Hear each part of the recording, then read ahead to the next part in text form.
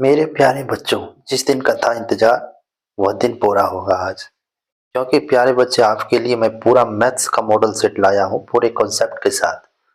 तो तैयार हो जाइए 10वीं क्लास के छात्र।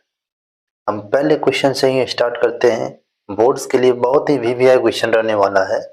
दैट्स वाई आप इस पर पूरी तरह से फोकस करिएगा। इसमें कौन सा द्विघाती सूत्र होगा यदि कोई द्विघात बहुपद का सामान्य सूत्र a x square plus b x plus c हो साबित कर डी हो। आपको सीधे सीधे याद होगा दोस्तों, x बराबर minus B plus minus root under D बटे टू ए ही हमारा आंसर होने वाला है। क्लियर है? इसमें क्या बताना, ये तो सीधे सीधे लोगों को याद ही रहता है। अब दूसरा क्वेश्चन ये है कि एक समकोण त्रिभुज की लंब आधारीय भुजा 4 मीटर और 3 मीटर है, तो उसकी तीसरी भुजा क्या होगी? ध्यान पूर्वक देखो दोस्तों, लंब आधारीय भुजा बोला गया है। लंब आधारीय भुजा कैसा होता है? लंब और आधार वाले भुजा को लंब आधारीय भुजा बोलेंगे। तो लंब आधारीय भुजा 4 और 3 दिया हुआ है, तो कहता है इसकी तीसरी भुजा क्या होगी? तो कर्ण होगी तीसरी भुजा। तो कर्ण बराबर क्या होता है? रूट अंडर लंब स्क्वायर जोड़ आधार स्क्वायर। तो 4 का स्क्वायर 16, 3 का स्क्वायर 9, और 16 में 9 जोड़ोगे तो कितना होगा? 25। और 25 का वर्गमूल क्या होता है दोस्तों? 5 होता है। इसीलिए हम लोग का फर्स्ट ऑप्शन ही क्या है? राइट। ध्यान पूर्वक देखना, यहाँ से जानने का कोशिश मत करना, क्योंकि यदि यहाँ से जाओगे तो आप एग्जाम में क्वेश्चन को मिस कर जाओ। ठीक है, यहाँ से इसीलिए प्रैक्टिस करो आराम से। थर्ड क्वेश्चन क्या है दोस्तों? 7 5 3 1 डॉट डॉट डॉट एपी में है, तो सार्वंतर क्या होगा? किसी भी एपी का सार्वंतर ज्ञात करने के लिए क्या देखा जाता है दोस्तों? उसके लगातार दो पदों को देखा जाता है। किसी भी लगातार दो पद को देखो, ये वाला लगातार दो पद देखो, या ये वाला लगातार दो पद देखो, या ये वाला लगातार दो पद देखो, अगले वाले पद में से पिछले वाले पद को घटा लो। किसी भी लगातार दो पद में से 5 में से 7 घटाओगे -2 होगा। सीधे सीधे आंसर आ गया। क्या आ गया? -2 आ गया। समझ में आया कि नहीं आया बात? जैसे यहाँ से इस दोनों को देखना हो तो 1 में से 3 घटाओ, तो घटेगा तो नहीं, लेकिन 3 में से घटाएंगे तो होगा। साइन माइनस का पड़ा है तो में। समझ में आ रहा बात? यदि किसी एपी का nवां पद an बराबर 3 प्लस 4n के बराबर हो, तो दूसरा पद क्या होगा? दोस्तों, दूसरा पद निकालने के लिए हम लोग क्या करेंगे? दूसरा पद निकालने के लिए हम लोग क्या करेंगे? n के जगह पे 2 रखेंगे। जैसे n के जगह पे 2 रखोगे तो क्या रखोगे? यहाँ पे 3 प्लस 4 इंटू 2। n के जगह पे 2 रखे तो 4 दूनी 8 में 3 जोड़ेंगे कितना होगा? 11। ऑप्शन नंबर कौन सा हो गया? बी नंबर हो गया कि नहीं हो गया? इतना आसान है दोस्तों, आप लोग ध्यान पूर्वक देखिए, बहुत आसान होने वाला है। फिफ्थ नंबर के क्वेश्चन को ध्यान से देखो। फिफ्थ नंबर का क्वेश्चन क्या है दोस्तों? कि एपी का प्रथम पद ए है और अंतिम पद क्या है? एन है, तो एशन क्या होगा? एशन बराबर तो समझते हो कि क्या होता है? N by two, two A plus N minus one into D. लेकिन यहाँ पे कुछ अलग होने वाला है, क्योंकि ए और एन दिया हुआ है। एक और फॉर्मूला याद होगा दोस्तों, एन बटे two A plus N. Option number B. ठीक है, चलिए अब 6 नंबर के क्वेश्चन को देखते हैं। बोला जा रहा है इसमें कौन सी अभाज्य संख्या है। हम लोग जहां तक समझ पा रहे हैं कि अभाज्य संख्या एक ऐसी संख्या होती है जो एक और स्वयं से कट जाए, उसको अभाज्य संख्या कहेंगे। तो कुछ लोग 91 को देख के कंफ्यूज हो जाते हैं। 91 बेटा 7 से विभाजित हो जाएगा, 13 से हो जाएगा, 13 से 91 होता है ना। ये तो नहीं होने वाला, 1 से हो जाएगा। बहुत सारा गुणनखंड है इसका। 81 को देख के मत भटक जाओ। 8 1 9, 3 से कट जाएगा, 9 से कट जाएगा, 81 से, 1 से। इसको देखो, 9 7 16 हो रहा है जोड़ के, 3 से तो नहीं कटेगा। एक और इसके स्वयं के अलावा किसी से नहीं कटेगा। इधर 69 तो कट ही जाए, वो 3 से कट जाएगा। ठीक है ना? तो हम लोग का ऑप्शन नंबर सी सही है। अब 7 नंबर में आ जाओ। बोला जा रहा है यदि n एक पूर्ण संख्या हो तो इसमें से कौन सम संख्या का रूप होगा, या सम संख्या कौन होगा इसमें? n एक पूर्ण संख्या है। पूर्ण संख्या 0 1 2 3 4 होता है। 0 से स्टार्ट होता है। 0 रखो यहाँ पे, 9 हो गया। फर्स्ट बार रखे, फर्स्ट ही विषम संख्या, या नहीं होगा ये। यहाँ पे रखो 0, 7 हो जाएगा, नहीं होगा। यहाँ पे रखो 0 1 2, कुछ भी रखो, रख के देखो, विषम मिल रहा है। और यहाँ पे रखो 0 तो 4 मिलेगा, 1 रखो 10 मिलेगा, एकदम सम मिल रहा है। ये जो रूप है, ये रूप हमको क्या दे रहा है? सम संख्या दे रहा है। नंबर 8 पे आ जाओ। कहा जा रहा है यहाँ पे दो संख्याओं का गुणनफल कितना है 1800 है। इसका एलसीएम दिया हुआ है लॉस ऑफ कितना 360। तो एचसीएफ करा निकालने के लिए अब आप लोग को पता होगा कि पहली संख्या गुना दूसरी संख्या बराबर एलसीएम इंटू एचसीएफ। तो पहली संख्या गुना दूसरी संख्या को क्या कहते हैं गुणनफल कहते हैं। और एलसीएम गुना एचसीएफ तो एलसीएम है 360 और एचसीएफ 900 वो एचसीएफ ही रहने देते हैं। अब ये जब भागा में आएगा तो 36 पंचे कितना हो जाएगा 180। तो हम लोग का ऑप्शन नंबर कौन सा हो गया सही हो गया कि नहीं हो गया। समझ में आया बात। 1800 को 360 से भागा दो ना 5 आ जाएगा। 156 के अभाज्य गुणनखंडों में 2 का अधिकतम घात कितना होगा। इसको निकालने के लिए क्या करोगे 156 का अभाज्य गुणनखंड करेंगे। अब जब 156 का अभाज्य गुणनखंड करेगा बेटा तो यहाँ पे हम करते हैं 2 से लगा 2 सत्ते 14 2 अठे 16 फिर 2 से लगा 2 तिया 6 दोनों में 18। अब तो 2 से नहीं लगेगा कितना बार आया तो 2 बार आया तो 2 का घात 2 है अधिकतम घात 2 ही है 2 का। यही ऑप्शन है। 10 नंबर में ये कहा जा रहा है 10 नंबर के क्वेश्चन को देखो ध्यान से। 10 नंबर के क्वेश्चन को देखो यूक्लिड भाजन प्रमेयिका से a बराबर बी क्यू प्लस आर होता ही है। तो इसमें कौन सा संबंध सही होगा। ये तो नहीं होने वाला ये भी नहीं होगा। हम लोग को जहां तक याद है कि r जो होता है वो 0 के बराबर हो सकता है 0 से बड़ा हो सकता है और b से छोटा। ऑप्शन नंबर सी हम लोगों का सही है। बात समझ में आ रही है। अब इस 11 नंबर के क्वेश्चन को ध्यान पूर्वक देखिए। इसमें से कौन सा सहभाज्य संख्या है। दोस्तों सहभाज्य संख्या को यदि आप जानते हो यदि किसी संख्या के युग्मों का एचसीएफ कितना हो दो संख्याओं के युग्मों का यदि एचसीएफ कितना हो 1 हो तो हमको बोलेंगे सहभाज्य संख्या। अब 17 और 289 में यदि भाग करके देखोगे तो एचसीएफ 17 हो जाएगा क्योंकि 17 गुना 17 289 ये कट जाएगा और एचसीएफ 17 हो जाएगा। तो ये ऑप्शन तो नहीं होने वाला। 15 या 45 नहीं होगा एचसीएफ 15 हो जाएगा। 19 और 25 का एचसीएफ निकाल के देख बेटा 1 आ जाता है। डेट्स वाई ये ऑप्शन नंबर सी क्या होगा हम लोग का आंसर हो जाएगा। डी के बारे में क्या बात करोगे 11 पंचे 55 नहीं होगा।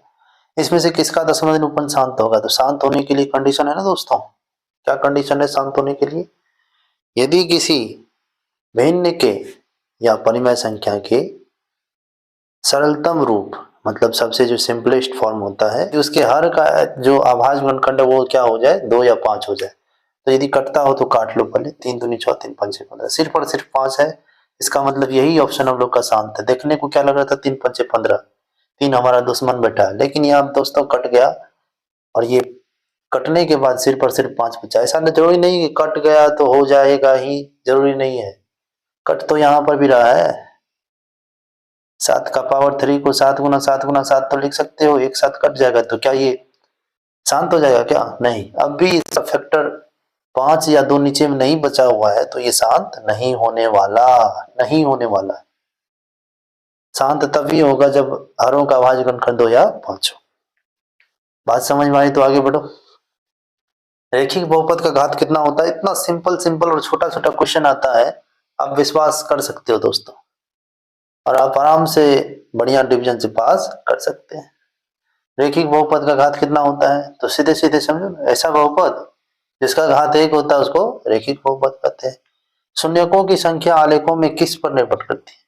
यदि ध्यान पूर्वक पढ़े हो दोस्तों तो यदि आप किसी भी बहुपद का ग्राफ खींचते हो तो वो एक्स अक्ष को जितना बार कट करता है या टच करता है मतलब प्रतिच्छेद करता है या स्पर्श करता है सिर्फ एक्स अक्ष को वही क्या होता है शून्यकों की संख्या होती है। तो ऑप्शन नंबर ए हम लोग का क्या है एकदम सही उत्तर है।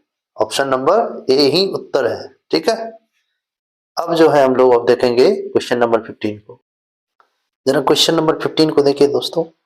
द्विघात बहुपद c x square plus b x plus c के शून्यकों का योग कितना दिया हुआ है कितना होगा ये पूछ रहा है। तो शून्यकों का योगफल होता है द्विघात बहुपद के शून्यकों का योगफल क्या होता है। यदि समीकरण इस रूप में रहता है द्विघात बहुपद a x square plus b x plus c के रूप में रहता तब शून्यकों का योगफल यदि अल्फा बीटा होता तो अल्फा प्लस बीटा और माइनस बी भाई हम लोग रट रखे हैं ना माइनस बी बटे रट रखे हैं कि नहीं रट रखे हैं। अल्फा प्लस बीटा बराबर ये रट रखे हो ना -b/a। लेकिन यहाँ पे जो b का रोल है वो कौन अदा कर रहा है? b का रोल अदा कर रहा है b ही, तो b की जगह पर तो b ही रहेगा, लेकिन a की जगह पे कौन सा चीज है? a की जगह पे c है, b की जगह पे b ही है, तो -b/c आंसर होगा ऑप्शन नंबर बी। लेकिन लोग कूद उछल करके क्या करते हैं, ऑप्शन नंबर ए में लगा लेते हैं, क्योंकि हम लोग रटे रहते हैं अल्फा प्लस बीटा बराबर -b/a, शून्यकों का योग बराबर -b/a, और यही गलती करके आ जाते हैं, तो संभल के रहना। हम लोग देखते हैं यहाँ पे, ठीक है, क्या देखते हैं, क्वेश्चन नंबर 16 को देखते हैं। जब दो चर वाले रैखिक समीकरण युग्म के पास अनंत अनेक हल हो, मतलब बहुत सारा हल है, इसकी गिनती नहीं की जा सकती, उसका आलेख कैसा होगा? समांतर होगा, संपाती होगा, प्रतिच्छेदी होगा, इसमें से कुछ नहीं होगा। हम लोग जानते हैं दोस्तों कि जब संपाती होता है तो ऐसा ग्राफ होता है, और इस ऐसे में कितना पॉइंट टच होता है? अनंत अनेक पॉइंट को टच करता है, तो इस स्थिति में अनंत अनेक हल होता है। अब कहा जा रहा है कि क्वेश्चन नंबर 17 में कि इसका विवेचक क्या होगा? विवेचक बराबर क्या होता है दोस्तों? डी बराबर होता है b² - 4ac। अब ए बी सी क्या आप लोग को पहले से ही पता है? a है x² का गुणांक, b है x का गुणांक, और c है अचर पद। तो b² जैसे करेंगे तो 2 का स्क्वायर कितना हो जाएगा? 4, -4 इंटू a का मान कितना है? 3 है, इंटू c का मान कितना है? 5। तो 4 - 5 दिया 15 चौके 60, तो 4 में से 60 तो घटेगा नहीं, तो 60 में से 4 घटा दो, तो 60 में से 4 जाएगा 56 बचेगा, लेकिन माइनस का साइन बड़ा है तो माइनस में आंसर है ऑप्शन नंबर बी। दो समरूप त्रिभुज के परिमापों का अनुपात 3:4 हो तो क्षेत्रफल का अनुपात क्या होगा? इस क्वेश्चन को ध्यान से देखो दोस्तों, यहाँ पे कंफ्यूज बहुत आदमी कर जाता है। भुजाओं का अनुपात दिया हो या परिमाप का अनुपात दिया हो, दोनों एक ही बात होता है, दोनों का अनुपात एक ही होता है समरूप त्रिभुज यदि दिया हो तो यहाँ पे परिमापों का अनुपात 3:4 दिया हुआ है, तो जैसे जानते हो भुजाओं के वर्ग के बराबर होता है अनुपात क्षेत्रफल का अनुपात, तो उसी तरह से यहाँ पे परिमापों के अनुपात का ही वर्ग होगा। 3 का स्क्वायर 9 और 4 का स्क्वायर 16, एकदम लगा दो धड़ल्ले से ए, ठीक है। क्वेश्चन नंबर 19 देखो, निम्नलिखित में से कौन सा सदैव समरूप होंगे? कौन सा चीज इसमें जो है सदैव ही समरूप होगा? समद्विबाहु त्रिभुज नहीं होगा, जब सर्वांग सम होगा तभी हो सकता है ये इसको हम क्या कह सकेंगे?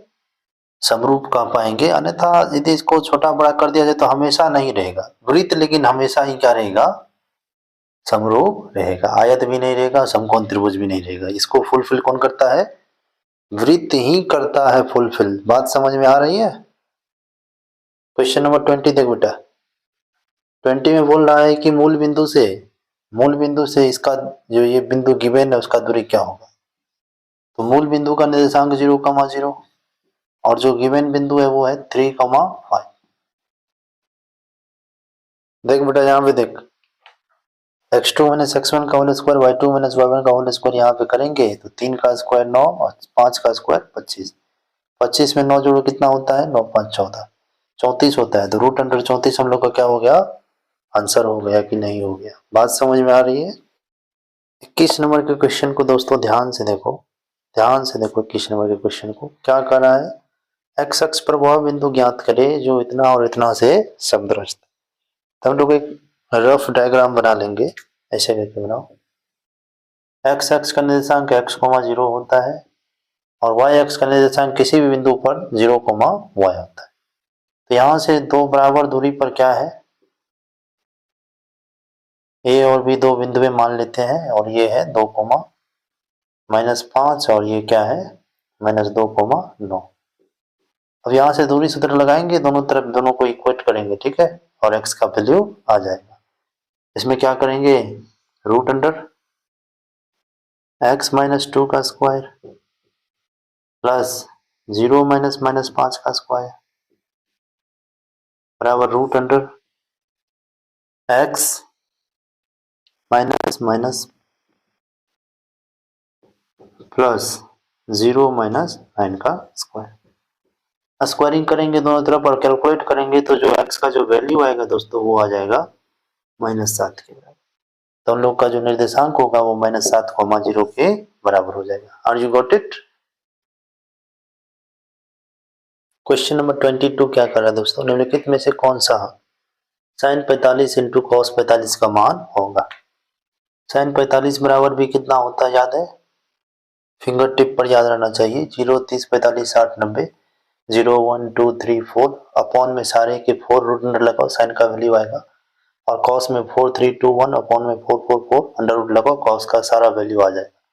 तो साइन 45 में जाने के लिए 0 30 45 0 1 2 बटे 4, तो 2 2 दूनी 4, तो 1 बटे कितना आया √2।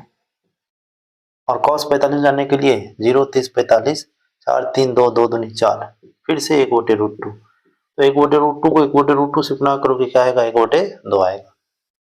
अब बोला जा रहा है बिंदु पे इतना को मिलाने वाले रेखाखंड के मध्य बिंदु का निर्देशांक क्या होगा। तो जो मध्य बिंदु का निर्देशांक होता है दोस्तों वो क्या होता है, यदि दोनों बिंदु का निर्देशांक गिवन हो तो उसके x निर्देशांक का योगफल बटे 2 और y निर्देशांक के योगफल बटे 2 के बराबर होगा। तो 6 में 4 जोड़ने पर 10 होता है और 10 का आधा कितना होगा 5, 5 में 3 जोड़ो कितना होता है 8, 8 का आधा कितना होता है 4, तो 5,4 is my answer, option number C. Clear है। अब बोला जा रहा है 24 में दोस्तों, 24 को देखो आराम से, एक्स स्क्वायर माइनस 4 के कितने शून्यक होंगे। तो एक्स स्क्वायर माइनस 4 को शून्यक यदि निकालना है एक्स स्क्वायर माइनस 4 का, तो क्या करोगे एक्स स्क्वायर माइनस 4 बराबर 0 कर दो, तो एक्स स्क्वायर बराबर 4 होगा और एक्स बराबर क्या हो जाएगा प्लस माइनस अंडर रूट 4, तो 4 का रूट 2 होता है, तो प्लस माइनस 2 मतलब कितने हुए 2 शून्यक होंगे। साइन ए बराबर 3/4 है, साइन ए बराबर क्या दिया है 3/4। तब कॉस ए का वैल्यू निकालने के लिए क्या करेंगे, साइन ए बराबर होता है लंब बटे कर्ण और कॉस ए बराबर होता है आधार बटे कर्ण। एक समकोण त्रिभुज बताओ, एक समकोण त्रिभुज बना करके क्या करो, साइन थीटा बराबर होता है लंब बटे कर्ण, तो लंब 3 हो गया और कर्ण हो गया 4, तो आधार क्या हो जाएगा दोस्तों कर्ण का स्क्वायर माइनस आधार का स्क्वायर, तो 16 में से जैसे 9 घटाओगे तो क्या बचेगा √7, तो आधार बटे कर्ण निकालना है तो √7 बटे कर्ण का वैल्यू तो 4 है ही, तो ऑप्शन नंबर कौन सा हो गया डी हो गया कि नहीं हो गया।